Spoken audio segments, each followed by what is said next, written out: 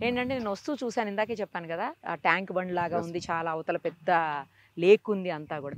ఇప్పుడు మనకిక్కడ హైడ్రా లేనప్పటికీ కూడా ఒక చిన్న అందరిలో చిన్న అనుమానం అయితే ఉంటది. పక్కనే వాటర్ ఉంది కాబట్టి ఇదేమన్నా బఫర్ జోన్‌లోకొస్తదా? ఎఫ్‌టీ‌ల్లోకొస్తదా? అట్లాంటియేమన్నా ఉన్నాయా? ఏం క్లియర్‌గా అంత క్లియర్‌గా ఉందా? వెరీ అదొక్కటి క్లియర్ చెప్పేసేయండి. మేడం.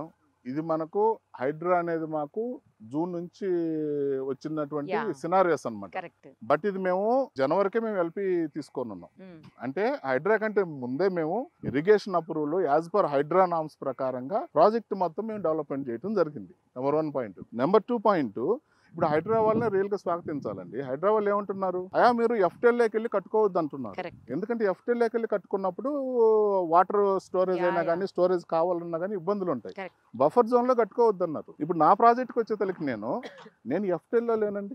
ఎఫ్‌టిఎల్ అనేది బ్యాక్ సైడ్ వస్తది. ఓహ్! బఫర్ జోన్ వస్తది. 9 మీటర్ బఫర్ జోన్ వస్తది. హ్మ్. సో మనం బఫర్ జోన్‌లోనే లేము. ఇప్పుడు మా ప్రాజెక్ట్‌కి వచ్చేతలకి ఆల్రెడీ మా ప్రాజెక్ట్ ముందు 60 అడుగుల రోడ్డు పోతుంది. సో 9 మీటర్ అంటే 30 అడుగులు ఏదైతే బఫర్ ఉంటుందో దాని బదులు నేను 60 అడుగులు ఆల్రెడీ వదిలేస్తున్నాను ల్యాండ్. మా పట్టా భూమిని 60 అడుగులు వదిలేస్తున్నాం. ఓకే. సో మాకు అటువంటి ఇష్యూస్ ఏం లేవు. అంటే హైడ్రా వాళ్ళు ఏంటంటే ఉన్న రూల్స్‌ని పాటించమన్నారు. అవును. కరెక్ట్. సో మేము ఆల్రెడీ లేఅవుట్ వేసేటప్పటికే ఇది మేము అప్రూవ్డ్ పరంగా ఇరిగేషన్ డిపార్ట్మెంట్ నుంచి కానీ ప్రతిదీ అప్రూవల్ తీసుకొని మేము చేయడం జరిగింది. సో మాకు హైదరాబాద్లో మాకు ఎటువంటి ప్రాబ్లం లేదండి. రైట్. ఎందుకంటే ఇంకా మాకు ఒక బెనిఫిట్ ఏంటంటే ఇప్పుడు ఇటువంటి ట్యాంక్ హుస్సేన్ సాగర్ తర్వాత మనకు అంత మంచి పాండ్ అనేది డెవలప్ ఉందండి. మనం మాన్యువల్గా క్రియేట్ చేయాలంటే మన వల్ల అస్సలు కాదు. అవ్వదు. అది న్యాచురల్ అండి. న్యాచురల్, ఎందుకంటే అంత కాంక్రీట్ జంగిల్ అయిపోయిందండి. కరెక్ట్. ఇప్పుడు చూడండి, ఇప్పుడు ఆల్మోస్ట్ 2:30 అప్పుడు కూడా ఎంత చల్లగా ఉంది క్లైమేట్. అవును. అవును. బావుంది. ఇటువంటి క్లైమేట్ ఏంటంటే ఈ ట్యాంక్ ఉండడం అనేది ప్లస్ పాయింట్. ఇప్పుడు గవర్నమెంట్ కూడా ఏం చేస్తుందంటే ఈ ట్యాంక్ చుట్టూతో మనకు CC roads, walking tracks develop చేస్తుంది. ఓకే. సో ఇక్కడ కట్టుకున్న వాళ్ళు కూడా ఏంటంటే మార్నింగ్ లేస్తారు 6 o'clock అట్టా ఒక 2 రౌండ్లు వాకింగ్ చేస్తారనుకోండి, అద్భుతంగా ఉంటుంది. హెల్త్ కూడా. హెల్త్ వెల్త్‌కి అన్నీ.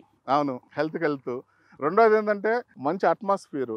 G+1 or 2 వేసుకొని కూర్చుంటే అసలు వ్యూ అనేది చాలా బ్యూటిఫుల్ గా ఉంటుందండి ఇక్కడ. సో ఆ న్యాచురల్ రిసోర్స్ మనం ఇంకా ఉపయోగించుకోవటం అనేది చాలా మంచిది. సో నేను అదొకటి మెయిన్ గా ఆలోచించాను. యాక్చువల్లీ మనకు లేక్ వ్యూ కానీ ఏదైనా ట్యాంక్ బండ్ వ్యూ అంటే ఇట్స్ ప్రీమియం కాన్సెప్ట్ అండి. సో మనకు హైడ్రా వచ్చిన తర్వాత జనాలు కొంచెం అర్థం కాక ఇబ్బంది పడ్డారు, కానీ ఇప్పుడు యాజ్ పర్ నామ్స్ ప్రకారంగా అప్రూవల్ ప్రకారంగా వెళ్ళినప్పుడు వెరీ క్లియర్ గా ఉంటుంది మనకు. సో అక్కడ మనకి ఎటువంటి ప్రాబ్లం లేదు.